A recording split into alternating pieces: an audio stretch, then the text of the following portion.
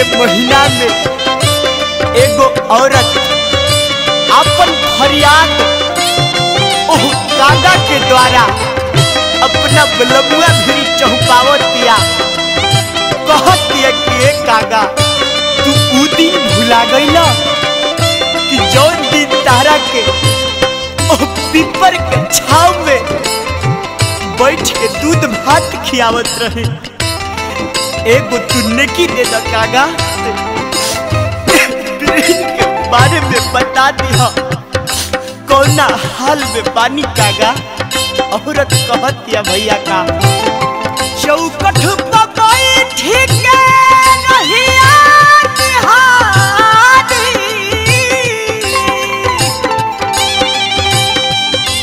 कुहू को दहिया पिया पिया पुकारी कौन चुप हो गईले हमसे हो बलम से बलम से हो जय कागा कहिया तू सजन से बलम से हाँ जय कागा कहिया तू सजन से।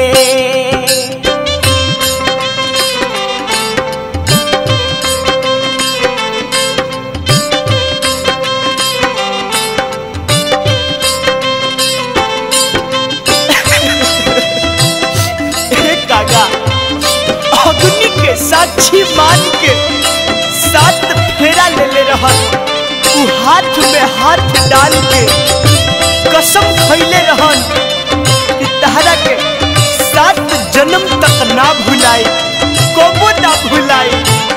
उ कैसे भुला गईले कागा इहो बात भुला गईले कागा एक चुटकी सिंदूर के कीमत का होला कागा जौन समाज के सामने हमरा मांग में भरले रहन। कागा तू ही बताव कैसे रही हो हम कैसे जी बिखरल बकेस भई पगली के भेष हो कवना करान पिया दिहले कलेस हो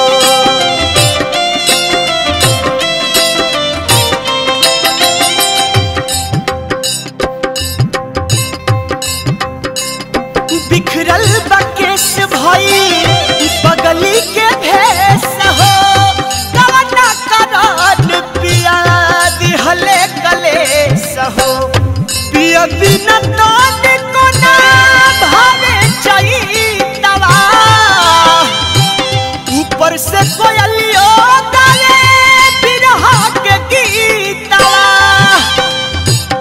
ढर ढर गिरे लोर नयन से हो बलम से हो जय कागा कहिया तू सजन से बलम से हो जय कागा कहिया तू सजन से।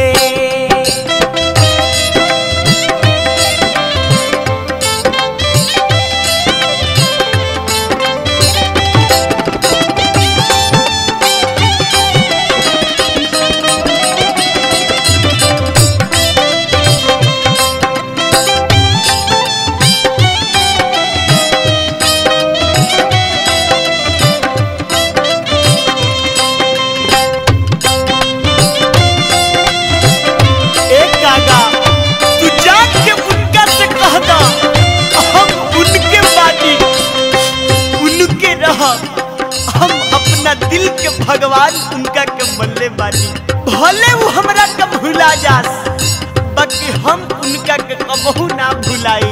बिंदिया बाली चूड़ी लहठी सोरह सिंगार हो रजऊ के बिना कागा सब बेकार हो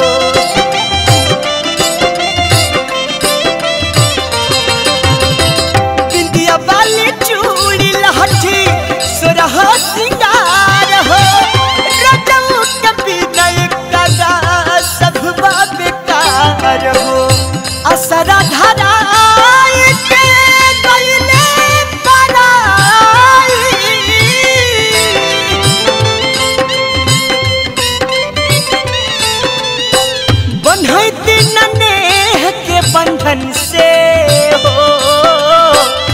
बलम से हाँ जाएगा कहीं हाँ तू सजन से। बलम से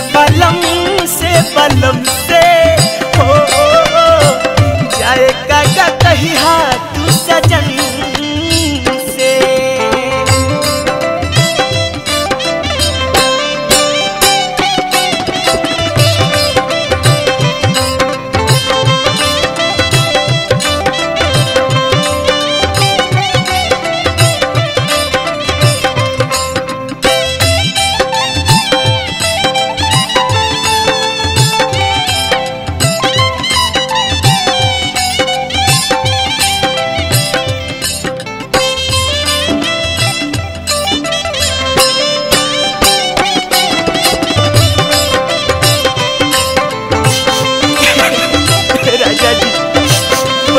करे जा तू कह दादा अगर हमरा भिरी पाख रही तो हम तहरा से ना कहती कागा।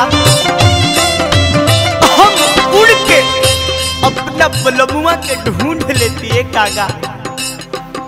बिरहिन के दर्द बुझो कागा।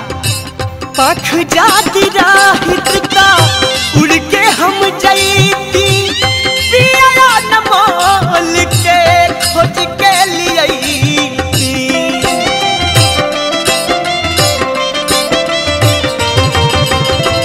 पाख जाती राहिता उड़ के हम जाती पिया नमोल के खोज के लिए मोड़ लेता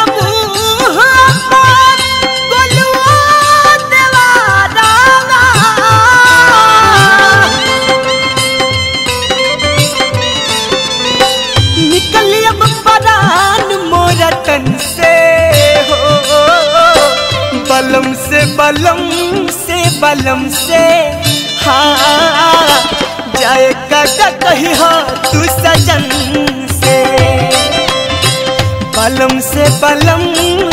बलम से हो जाएगा कहीं हाँ तू सजन से। बलम से हो जाएगा कहीं हाँ तू सजन से। बलम से हो जाएगा कहीं हाँ तू सजन से। बलम से